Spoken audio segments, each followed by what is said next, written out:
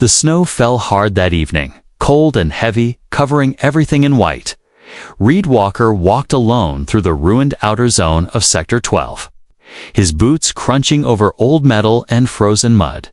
He carried a small bag of supplies, barely enough for one meal. His breath turned to fog, his coat pulled tight.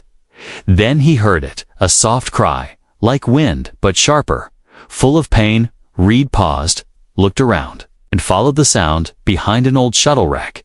He saw something strange. A figure kneeling in the snow, thin, trembling, and alien. She held something close to her chest, wrapped in cloth, a child, an alien mother. And her daughter, the mother's skin was pale blue, her body shaking from the cold. Her long hair stuck to her face, half covered in frost. Her eyes looked up at Reed, full of fear. And something else? Desperation? Please, she whispered. Her voice barely more than breath. My daughter is dying. Reed blinked. Unsure what he was seeing, he stepped forward, slowly, hands raised to show he meant no harm. I have no weapons. He said, I'm not here to hurt you. The alien mother clutched her child tighter, then bowed her head low. My name is Vela, she said, her voice breaking. I have nothing left. Nothing but my body. She looked up again, eyes glassy. Please feed my daughter. Tonight, my body is yours. Human. Reed stood frozen, stunned. The snow kept falling. The wind howled, but that moment stayed still.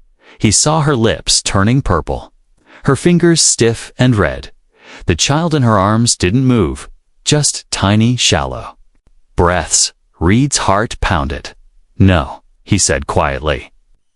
Shaking his head, Vela looked confused, like she had done something wrong.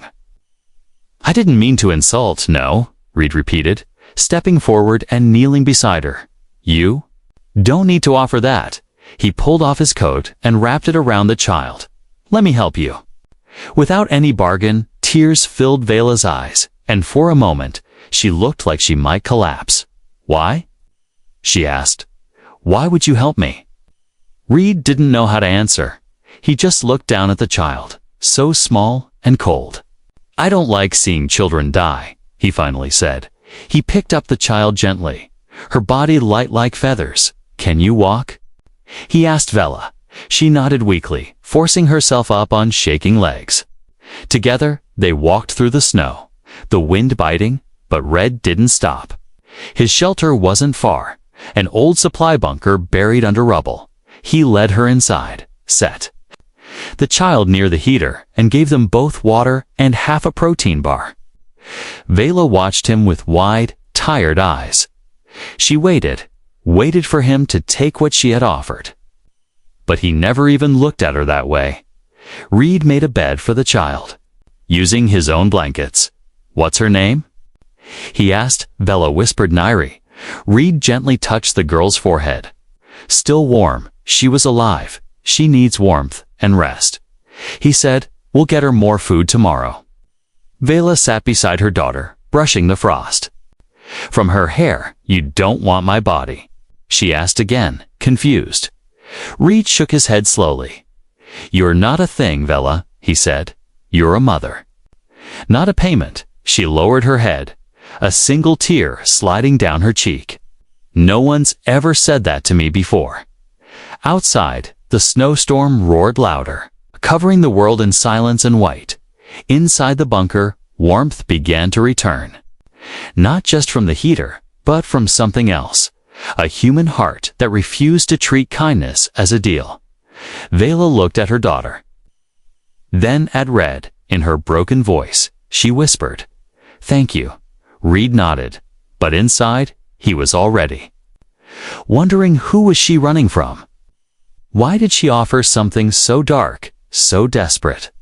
And what danger followed a mother so desperate to survive? The storm had only begun, but so had something else. A story that would change everything. Asterisk, the old bunker smelled like dust and old metal. Vela sat near the heater, her daughter sleeping peacefully for the first time in days. She watched the human Reed as he moved quietly around the shelter. Checking supplies and boiling water from melted snow, she didn't understand him. Not just his language, but him as a person. Why hadn't he taken her body? She had offered it clearly. That was how the galaxy worked. That this man had simply said no and still helped them. Vela felt her stomach tighten. She hadn't eaten properly in 3 days. Reed noticed. He walked over and handed her the last piece of dried fruit. "Eat," he said gently. She took it slowly, unsure. If it was really for her, "Thank you," she whispered, not knowing what else to say. Reed sat down across from her, arms crossed, back against the wall. "Where were you headed?" he asked, his voice calm. Vela looked down, her voice quiet. "Nowhere," she said. "We had no home, no plan." Her eyes drifted to her daughter, curled up in his coat. "I just wanted to keep her alive one more day."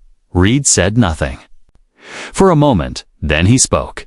"You don't have to offer yourself for that." Vela stared at him, confused again. "Where I come from, kindness is not a trade." She gave a sad smile. "Then your world must be a beautiful place." Reed looked away, his face hardening. Not beautiful, just different. The heater crackled. Filling the silence, Vela reached into her coat and pulled out a tiny locket, old and scratched. She opened it and showed him a small hologram of a family, her partner, and baby Nairi. "They're gone now," she said softly, "taken by the slavers." Reed leaned forward, his face serious. "You were running from someone?" She nodded, her fingers closing the locket. "Yes, a man named Crawl, a slave hunter." Her voice shook. "He won't stop until I'm chained or dead." Reed's eyes narrowed. "You think he's still following you?" "I know it," she said. "He never lets go of his prey." Just then, a sound came from outside. A soft beep, then silence.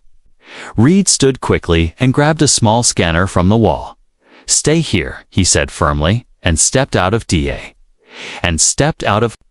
the bunker. Vela held her breath, watching the door. Minutes passed, then Reed returned. Holding a small drone, broken and sparking, he dropped it on the ground. "Surveillance drone," he said. "Not local tech." He looked at her. "Your Crawl might be closer than we thought." Vela's hands began to shake. "I should leave," she said, standing up. "He'll kill you if I stay."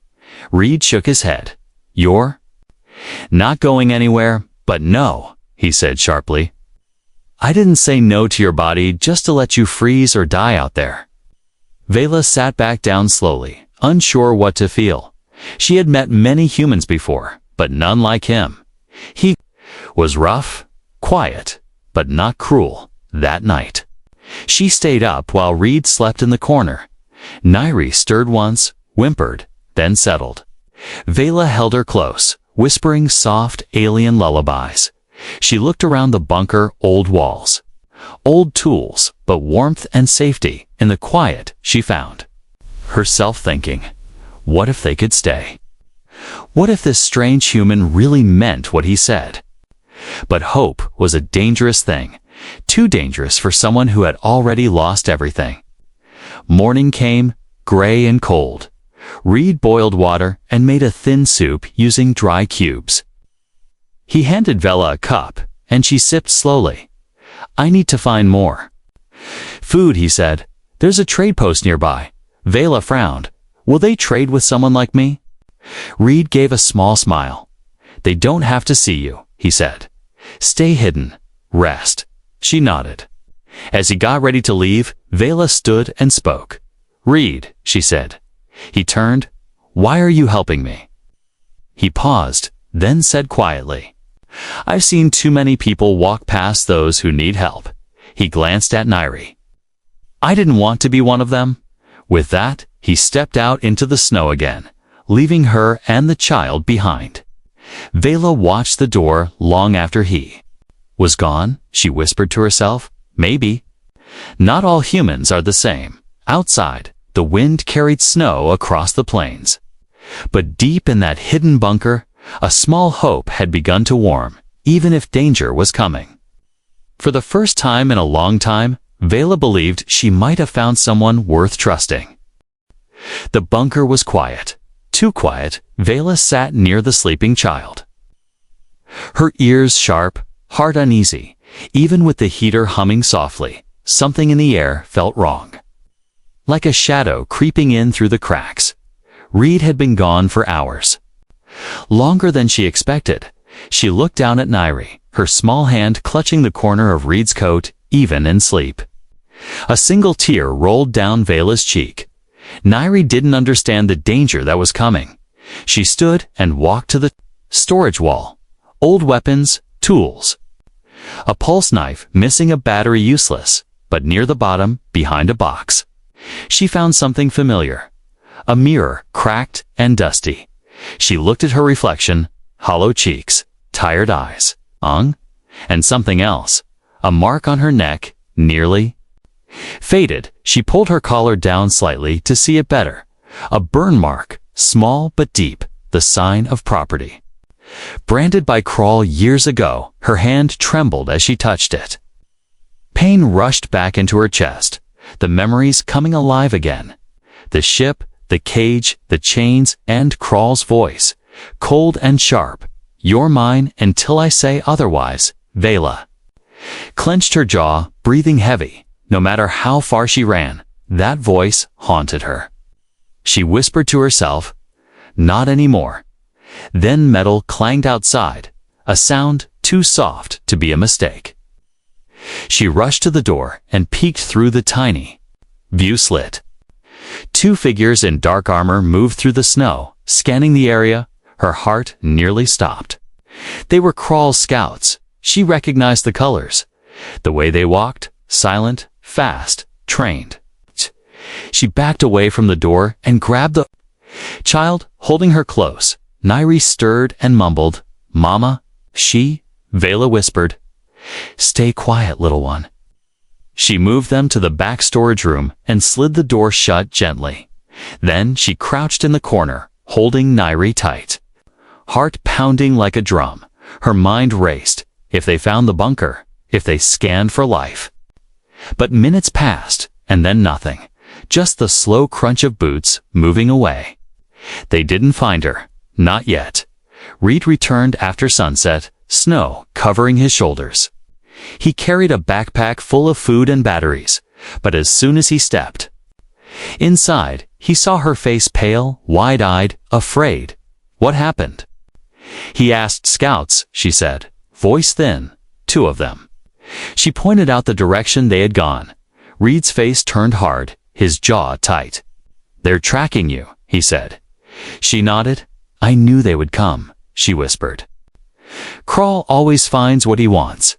Reed sat down heavily, rubbing his face. "Tell me everything," he said. Vela hesitated, then nodded. She owed him the truth. She told him about the slave ship, the auction, how she escaped with Nairi during a pirate raid, how she lived in dumpsters, old mines, shadows of towns. Always hiding, always running, and always afraid of Kral, the hunter who never stopped. "He doesn't care about me," she said. "He wants to make an example, so no one else runs." Reed listened quietly, hands clenched. Finally, he stood and said, "Then we stop running." Vela looked up, shocked. "You want to fight him?" Reed nodded slowly. "I won't let him take you," he said, "or her." That night, Reed began working on traps outside the bunker. Tripwires, flash bombs, a signal scrambler made from spare parts. He trained Vela how to use the pulse knife. Her hands shook, but she learned quickly. "I've never fought before," she admitted. "You're a mother."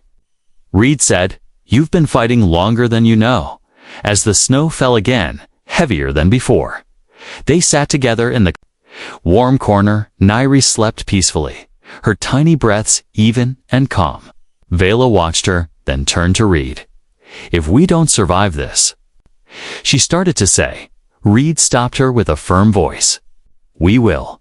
For the first time in years, she believed it.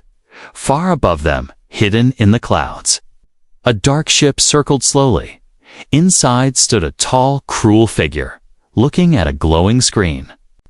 A red dot blinked, growing closer to a small point on the map. Crawl smiled coldly. "I found you," he whispered, "and this time you won't run far." Reed barely slept that night. He sat by the door, rifle in his lap, watching the snow fall outside the small bunker window. Each gust of wind made him listen harder. Every shadow looked like danger. Vela slept lightly with Nairi curled beside her. Even in rest, her arms stayed wrapped around her daughter. She didn't speak in her sleep, only breathed slowly, as if afraid to wake in chains. Again, Reed didn't blame her. The scouts had passed too close, and Crawl. That name meant more now. Vela had told him what Crawl did to her people. How he destroyed homes, sold families, and turned mothers into slaves. Reed had heard stories of slavers before. But now it was real. It had a face, a name, and footsteps. Echoing closer, in the morning, Reed stood at the entrance and looked down at the valley below. The town wasn't far. A few hundred people, most afraid, most silent. Reed knew they wouldn't help. They didn't want trouble, and trouble was coming fast. He turned to Vela. "We need allies," he said. "Even one or two." Vela looked up from where she was feeding Nairi some warm soup. Who would help an alien? She asked quietly. Reed didn't answer. He just grabbed his coat and weapon and left for the town.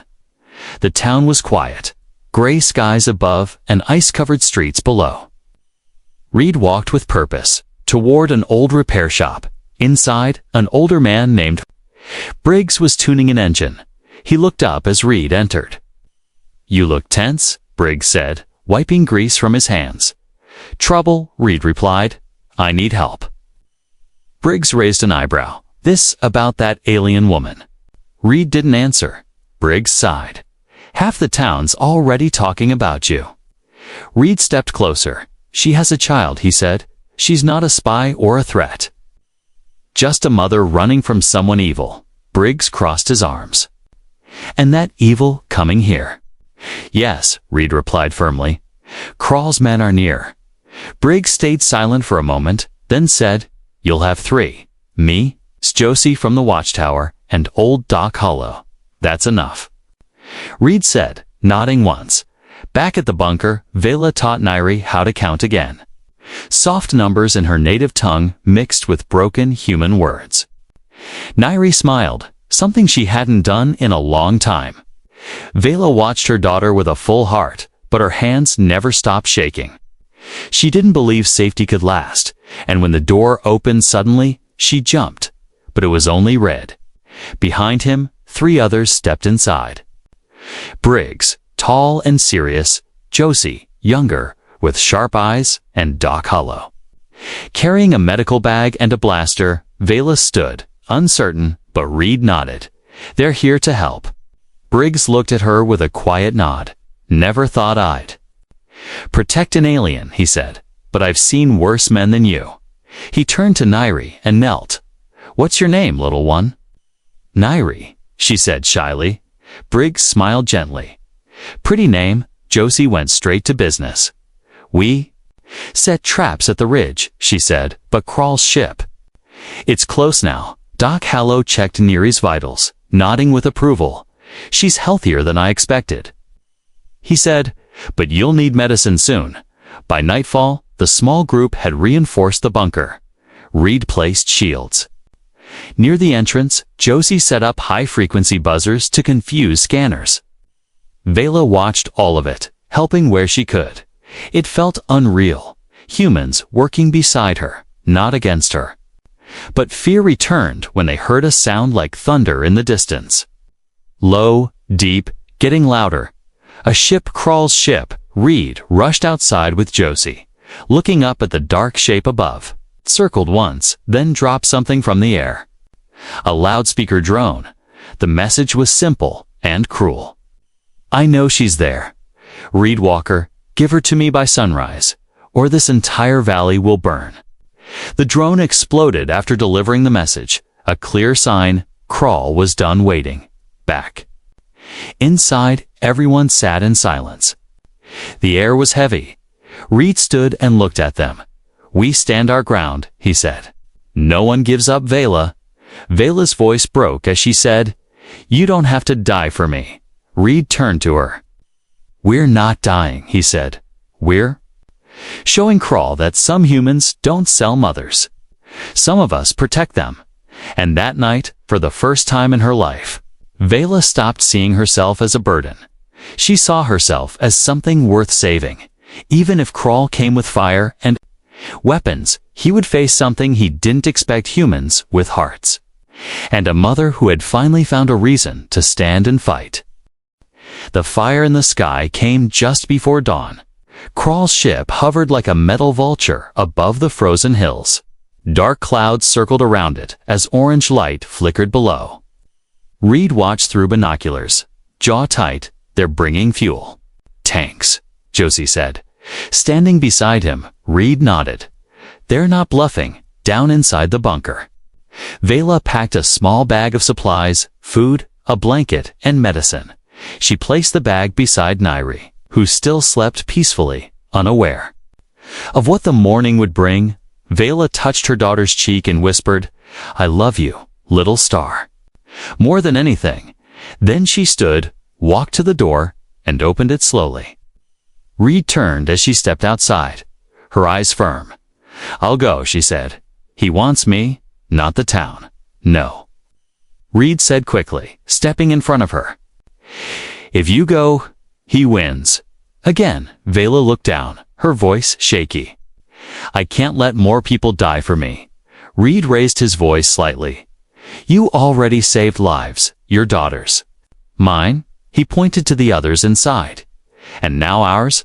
Vela shook her head, tears in her eyes. "Reed, if you stay between us and Crawl, he will burn this place down." Just then, a loud voice echoed across the valley. A new message from Crawl's ship, amplified and cruel. "You have 1 hour, human. Give her to me, or I take the girl too. Your walls won't stop me." Briggs loaded his rifle with shaking hands. "I say we hand him bullets, not people," he said. Doc Hollow grunted. "Man like Crawl don't stop at one body, he just come again." Josie nodded. "We hold the line, even if it's just 4 of us." Reed looked at Vela. "You're not going anywhere," he said, "but if you want to help me prepare." The next hour passed like a breath held too long. Reed and the others rigged the path to the bunker with explosives made from mining charges.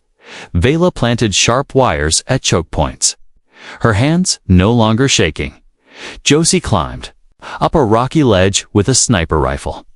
Doc Hollow took position behind cover with a med kit and a short-barrel blaster. Inside the bunker, Nairi finally woke up. "Where's Mama?" she asked, rubbing her eyes. Vela knelt and hugged her tight. "Mama's right here, little star," she whispered. "You stay inside, no matter what you hear." Nairi nodded slowly, but fear shone in her eyes. She didn't understand the danger, but she could feel it. Reed gave her a small plush animal from his old pack. It was torn and dirty, but she hugged it tightly. "You'll be okay," he told her, smiling gently. "You're safe here." And then the attack began. Crawl's soldiers dropped from the sky like black insects, their armor shining with blood-red lights. They moved fast, silent, confident, until the first explosion threw 2 of them backward into the snow. Briggs opened fire with his rifle, taking down another. Josie's shots from the ridge cracked through the air. 1, 2, 3 enemies down, but more came. Reed fought in the front line, pulse rifle in hand. One of Crawl's elites charged toward the bunker. Vela stepped out from the side, blade in hand, and struck. The alien soldier fell. Without a sound, she stared at her hands, shocked she had done it. She had fought, not just run, but she had no time to think. More came forward, inside the bunker. Nairi covered her ears as blasts shook the walls. She whispered to the plush animal, "Please keep Mama safe." Outside, fire lit the snow as the battle raged. Crawl himself finally stepped down from his ship. Tall, armored, cruel-eyed, he walked calmly toward the bunker.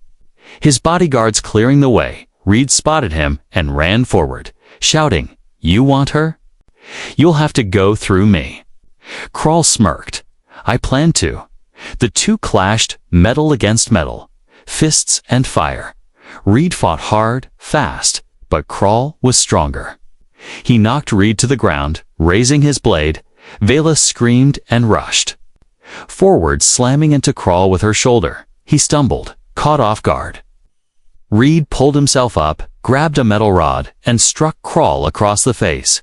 The slaver fell into the snow, groaning in pain. Briggs and Josie fired at the last remaining soldiers, pushing them back toward the ship. Crawl growled, blood on his mouth, and ordered retreat. "This isn't over," he shouted. His ship lifted off, leaving fire in its trail. Silence followed, broken only by the wind. Reed dropped to one knee, exhausted. Vela stood beside him, bruised, bleeding slightly, but alive. They had won. They had stopped him. Briggs walked up, limping. "Well, I'll be."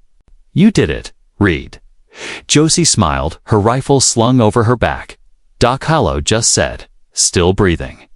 "Good enough." Nairi ran out of the bunker, crying, "Mama." Vela knelt and caught her in her arms. "I'm here, little star," she whispered. "I'm here." Reed watched them, then looked toward the sky. Crawl had escaped. But now the town had seen the truth, and Vela was no longer a stranger. She was a survivor, a fighter, a mother worth standing beside. The fire still burned in patches along the snow. Black smoke twisted into the gray morning sky. Ash mixed with flakes of ice, floating down like dark snowflakes. Reed stood at the edge of the ridge, scanning the horizon. Crawl's ship was gone, just a trail of scorched clouds and silence. But they all knew it wasn't over. Slavers never gave up after one failure. Behind him, Vela limped through the snow. Her hand pressed against her side, blood soaked through the cloth where a shard of metal had sliced her during the fight. She tried to hide the pain, but Reed saw it in her eyes. "You're hurt," he said, turning quickly and guiding her back. "I'm fine," she lied. "Nairi needs me." Reed stopped and looked at her with steady eyes. "She needs you alive," he said, then called out, "Doc, we need help." Doc Hollow came running from the shelter, opening his bag without a word. He gently laid Vela on a foldable bed and began cleaning the wound. Nairi watched from a corner, her small hands gripping the plush animal tightly. She didn't cry, but her eyes were wide, scared. She had seen her mother bleed, and that was enough. Vela looked over at her daughter and tried to smile. "Mama's okay," she whispered, but Nairi didn't answer. Doc worked fast and quiet. "She live," he said to Reed, "but she needs rest. Real rest." Reed nodded. "She'll get it." That evening, the survivors sat together in the bunker, sharing food, silence, and tired glances. Briggs leaned on a crutch. Josie had a bandage around her arm. Reed was bruised but moving, eyes always scanning. He had become a soldier again, not by choice, but by heart. Vela slept deeply for the first time in days. Nairi curled beside her, holding her hand tightly even in sleep. Reed sat across from them, watching over both. He thought about what they had all done. A small group of humans had stood against Crawl, Atay, and won. But it wasn't just a fight, it was a choice. A burning choice to protect instead of surrender. The next day, the town mayor came in person. He stood outside the bunker with 2 guards. Reed walked out slowly, his hand near his weapon. The mayor looked tired, but not angry. "I heard what happened," he said. "You saved the valley." Reed said nothing, just waited. The mayor looked past him, where Vela stood weak but alive. "I was wrong about her," the mayor admitted. "She's not a threat, she's a mother." Reed narrowed his eyes. She was a mother the day she walked into this valley. The mayor nodded slowly. I know, he said. Some of us. Took longer to see it. He handed Reed a bag of supplies for the child. He said quietly, then walked away. That afternoon, more people came, not to fight, but to help. They brought food, medicine, tools, even toys for Nairi. No one spoke. About what Vela had offered that first night, no one looked at her with fear anymore. They saw her now as Reed had seen her all along. A mother, a survivor, a person worth standing beside. Nairi laughed for the first time while playing with a local girl. Vela watched from the doorway, her arms folded, smiling softly. Reed walked up beside her. She's healing, he said. Vela nodded. She doesn't shake in her sleep anymore. There was a long silence, warm and full of peace. Then Vela turned to him and asked, Why did you really help me? Reed didn't answer right away. He looked at the child, then at her. Because you didn't beg for your own life, he said. You begged for hers. He took a breath, and because this galaxy needs fewer people like Krull. And more like you. Vela looked down, her voice quiet. I don't know how to thank you. You already did, Reed replied. By living that night, as snow fell gently outside. The bunker glowed with warmth, laughter, and simple peace. Vela sat near the heater, holding Nairi as she slept. She wasn't just surviving anymore. She was home and outside. Reed stood watch. Not because he expected another attack, but because he had something to protect now, something worth fighting for. The fire in the snow had come and gone, and what remained was stronger than fear. It was hope. The snow had melted, slowly and quietly. Spring came late in this part of the world, but it came. Green pushed through the white, and with it, something new grew in the hearts of those who once feared. Forgiveness, understanding, and for Vela, a feeling she hadn't known in years belonging. She stood in the small garden behind the rebuilt shelter, planting seeds Reed had traded from the next town. Nairi played nearby, laughing with 2 other children, her smile full and fearless. The past still lived in Vela's mind, but it no longer controlled her steps. Reed came up the path carrying a basket of fresh vegetables. Good trade today, he said with a small smile. Vela wiped her hands and nodded. I still can't believe people give us things now. Reed shrugged. They're not giving, Vela, he said. They're thanking. She looked around. The warm home, the little garden, the friendly neighbors, and took a deep breath. I never thought I'd see something like this, she whispered. Reed looked at her. You built it, he said, with strength most humans don't. Even have. That night, they sat outside under the stars. The air was quiet, the wind soft. Nairi had fallen asleep after a long day of play. Her head resting on Vela's lap, Reed handed Vela a mug of warm tea. I added some honey, he said. She smiled and took a sip. It's sweet, she said. Softly, like peace. They sat for a while, saying nothing, letting the night wrap around them. Then Vela finally spoke. Reed, do you remember what I said the first time we met? He nodded slowly. I remember every word. Vela looked down. Ashamed, I offered you my body.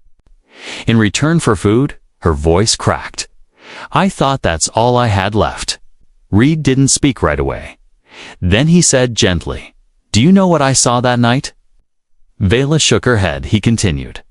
I saw a mother kneeling in the snow with a child in her arms. I saw pain, but I also saw courage.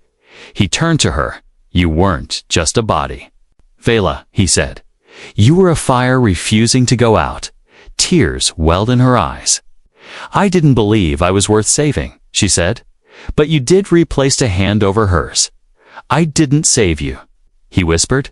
You saved me too. In the days that followed, life continued. Briggs fixed broken machines for the valley. Josie joined the patrol watch. Doc Hallow opened a free clinic and always made sure Vela and Nairi had what they needed. Crawl never returned. Word spread across systems that he had been defeated by a small human settlement. No one knew the full story, but the message was clear. Even monsters fall when good people stand. Vela began teaching at the local school, not just alien children, human ones too. She taught them languages, survival skills, and stories of her homeworld. At first, some parents were unsure, but the children loved her. And slowly, minds changed. Nairi was the happiest of all. She laughed more, cried less, and ran faster every day. Sometimes she still had nightmares, but now she always woke up with her mother beside her and read just a room away. One quiet morning, while planting flowers near the front door, Nairi asked, "Mama, is Reed my real papa now?" Vela paused, the sun warm on her face. She looked at her daughter's bright eyes and said, "He's the one who stayed. That's more real than most." Inside, Reed had overheard, and though he said nothing, a soft smile touched his lips. He had come to this valley alone, broken by war, but now he had found something no battle had ever given him. Family. Later that evening, Vela stood at the doorway. Watching Reed light the small fire pit, she walked up behind him and said, "You've done too much for us." He looked back, confused. "You think I regret it?" She shook her head. "No," she whispered. I think I want to give something back."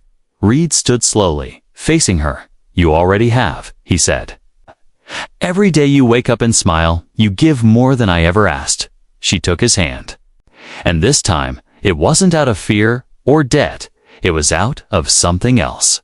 Something real. Something earned, as the stars lit the sky. And Nairi's laughter echoed in the distance. Two people stood side by side, no longer broken, no longer running more than just a body, more than just a protector, together. They had created something stronger than survival. They had found a reason to live.